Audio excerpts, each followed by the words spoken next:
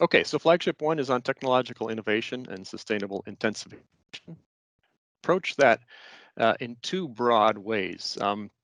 One of those, and I'll start with Cluster 1.2, Science, Policy, and Innovation Systems for Sustainable Intensification.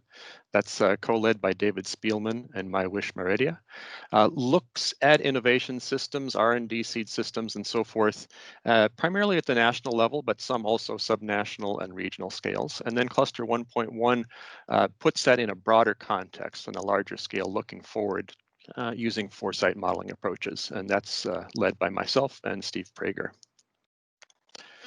So we set out in phase 2 with 4 research questions, and I won't read these in detail, but broadly, the first 2 had to do with what are key drivers affecting change in agri-food systems, what impacts do they have, and what sort of opportunities are there to address those changes.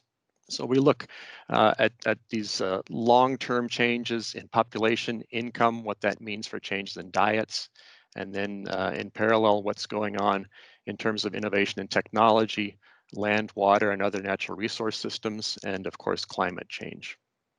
And we find that although climate change is already having an impact, and those impacts will become more severe as the century progresses, socioeconomic factors, so changes in demand, changes in technology and productivity and so forth, will remain the primary drivers of change in agri-food systems, at least through the next couple of decades out until mid-century.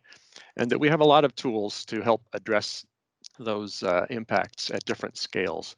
And that includes, of course, R&D for improved productivity. It includes improved management systems, including better management of soil and water resources, and various types of investment to improve market access, among other things. Among these, they all pose various trade-offs of different kinds, but we find that R&D and innovation are particularly effective at achieving the multiple goals that we have individually and collectively, and minimizing the trade-offs that those solutions pose. A second set of questions has to do with what can governments do, along with the private sector and other actors, to actually support and better target innovation and make it more inclusive and accessible. And this research has found that a wide range of interventions and investments can be effective, but it's most effective to do those in combination. And that involves things like digitalizing advisory services, modernizing extension training, bundling financial services, and so forth. But in all cases, the most effective approaches tend to be very context specific. So continued experimentation and replication in multiple different countries and contexts is necessary in order to find the best fit in any particular situation. Key products, as other Flagship have reported, these comprise a mix of different things.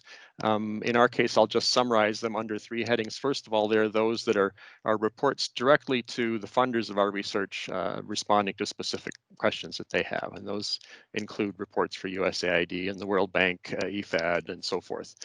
Secondly, our research is then published often in very high impact journals and multidisciplinary as well, to make it more accessible to the research community and also to get that peer review and feedback to improve the approaches and the tools that we use.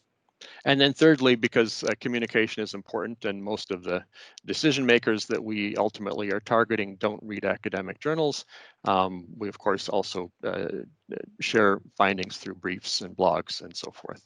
And these are all available in the report and the documents that have been shared already.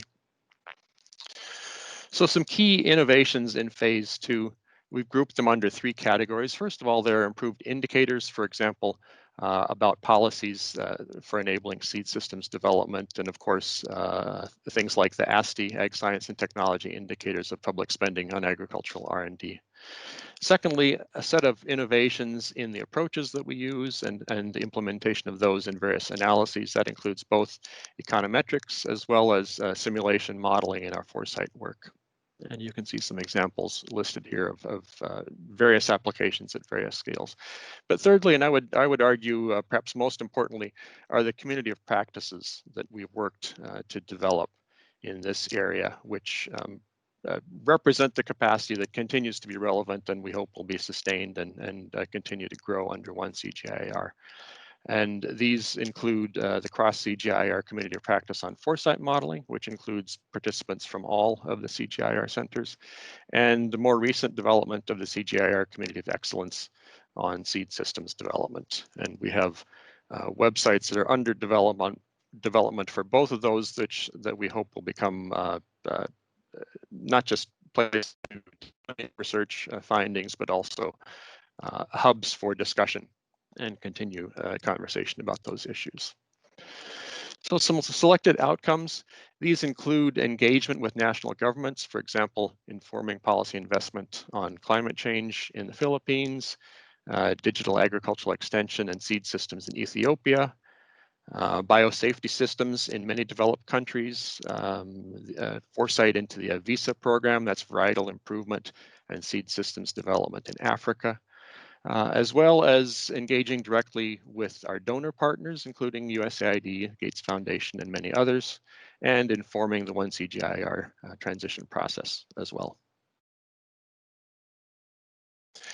Now, these outcomes build on some common elements, and those include successful partnerships with other CGIAR centers, with other research institutions, with national agricultural research systems and other national government partners, also with various donor and funding partners, and with the CGIAR system as well. And so all of these, emphasize the importance, as others have done already, with not just doing good research, but having the appropriate engagement to make sure that it's responsive to demands and to make sure that it's well understood and targeted as the process continues. So on the flip side of that, some examples of missed opportunities and lessons learned. One of these has to do with some work that we did a couple of years ago for USAID to inform the Crops to End Hunger initiative. I would characterize that as mixed success, mixed in that we did deliver to the donor what we had agreed as the research output of that particular activity, but less than successful because we would have benefited from greater engagement, I would say, both upstream and downstream of the research itself. Upstream in terms of engagement with other relevant stakeholders in terms of the research design, and downstream in terms of communicating the results and findings, what they meant, what the limitations were, and what sort of gaps and caveats there were. And we're working to overcome those issues and learn from that through further dialogue and some additional work that is currently being planned that we'll learn from the experience that we had in that particular activity.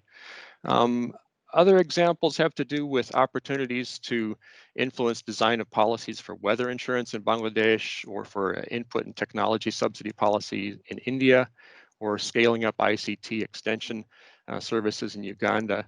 Each of these was less successful than originally hoped, in part due to issues relating to trade-offs, competing interests, and the complexity of many of these, and the sensitivity of many of these issues, and because of the effects they have on a variety of stakeholders. And the protests that are underway involving farmers in India at the moment are just one example of the great sensitivity involved in many of these issues and in the policy options that are being considered to address them. And echoing what others have already said, that reinforces the importance of better understanding of political economy, of the questions and the approaches used to address them. So some key achievements this year have to do on the foresight side with completing a special issue on foresight for agriculture and food systems in global food security. Most of the papers are out. The final overview paper will be coming out soon, and then that issue will be complete. Providing inputs to the 1CGIAR transition process, and also progress on a CGIAR foresight report, which we had hoped to finish this year, but will be completed in 2021. Similarly, on the cluster 1.2 side, high-level engagement with a number of governments, including Ethiopia and Rwanda, on ICT-enabled extension approaches, with the Indian Council on Agricultural Research, with a number of governments on establishing credible biosafety regulatory systems, influencing CGIAR funders' commitment to supporting national and international ag R&D, and also influencing the design of 1CG strategies on genetic innovation, seed systems, and advisory services. Flagship 1 did not actually have that much, was not that much affected by COVID, in part because the foresight work has a longer term perspective. It does reinforce the importance of understanding the potential impacts of shocks like COVID, and that is an area where we are beginning to work, including as we think about building back better from the current crisis, but also anticipating the other sorts of shocks that we can anticipate increasingly in the future, including in relation to climate change. Just 1.2 had to pivot in some cases to phone surveys where in-person surveys were prevented by the COVID situation.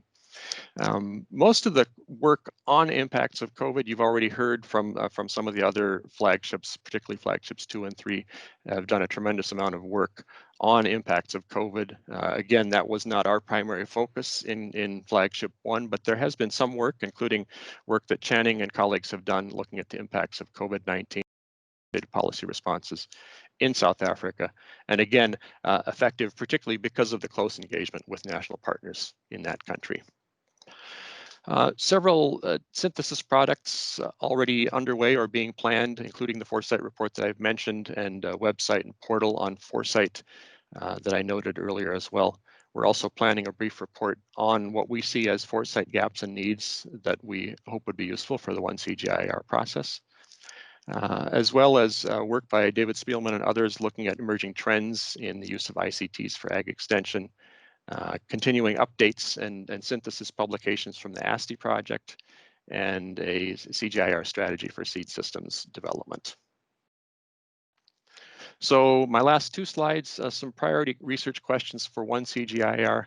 I guess I'd group these in 2 broad categories. One has to do with strengthening the systems that develop and deliver improved innovations and technologies through extension, seed systems, and so forth at the national level. And secondly, improved analysis of the broader context and the future challenges that we anticipate for improving productivity growth and understanding its impact in a context that's increasingly globalized, interconnected between changes on the demand side of things and changes on the environmental impact, planetary boundary side of things. So last slide, some suggestions for positioning this research in the 1CGIAR. The first 2 have to do with building on and continuing to take advantage of the community of practices that have been developed under this flagship, those on Foresight, as well as the community of excellence on seed systems development. And then engaging more closely with the CGIAR Genetic Innovation Science Group on biosafety and biotech policy. Focusing digital ag agenda and big data platform on evaluating the impact of ICT-enabled approaches to extension and advisory services. And finally, engaging more closely and also more critically with the CGIAR innovation scaling community and introducing a stronger policy orientation to that work. Thanks very much.